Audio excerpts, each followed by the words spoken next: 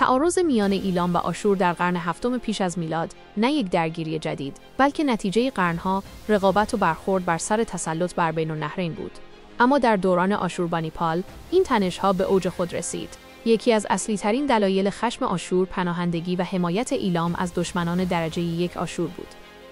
همیشه شاهزادگان شورشی، مقامات فراری و مخالفان سیاسی آشور پس از شکست به ایلام پناه می‌بردند.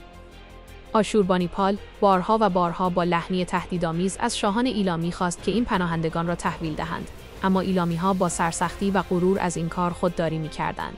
از دید آشور، این اقدام ایلام نه تنها نقض پیمان، بلکه توهین مستقیم به اعتبار امپراتوری آشور بود.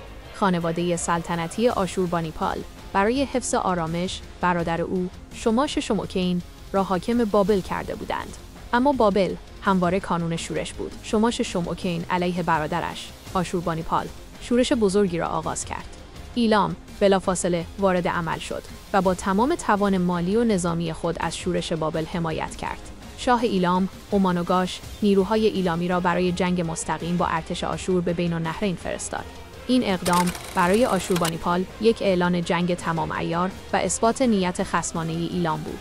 او دیگر ایلام را نه یک رقیب، بلکه تهدیدی موجودیتی می‌دانست که باید کاملاً از بین می‌رفت. بنابراین، پیش از آغاز حمله، آشوربانیپال از دیدگاه خود دلایل کافی برای نابودی ایلام داشت. تحویل ندادن شورشیان و حمایت نظامی مستقیم از شورش بابل. پس از آنکه ایلام در شورش بابل دخالت کرد، آشوربانیپال حمله نظامی خود را آغاز نمود.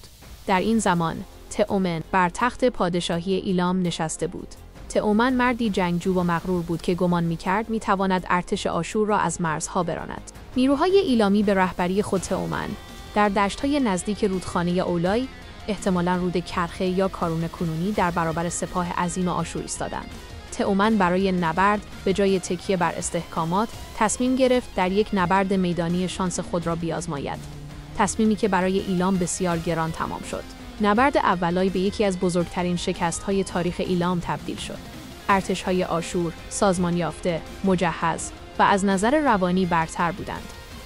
سپاه ایلام به شدت در هم کوبیده شد و تعداد زیادی از سربازان ایلامی در رودخانه غرق شدند.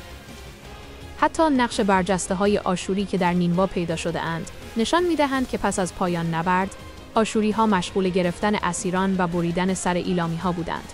سرنوشت پادشاه تئومن در این نبرد نقطه اوج درام است.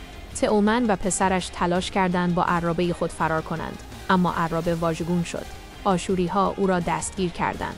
کتیبه‌های آشوربانیپال با افتخار ثبت کرده‌اند که سر تئومن، پادشاه ایلام، در همان میدان جنگ بریده شد. این سر بریده شده به عنوان نماد پیروزی نهایی به نینوا، پایتخت آشور، فرستاده شد و به دستور آشوربانیپال در یک جشن عمومی به شاخه درختی آویزان شد تا همه از پیروزی آشور مطلع شوند. با مرگ تئومن، پادشاهی ایلام دچار هرج و مرج شد. آشوربانیپال بخش‌هایی از ایلام را اشغال کرد و حاکمان دست نشانده خود را در آنجا گماشت.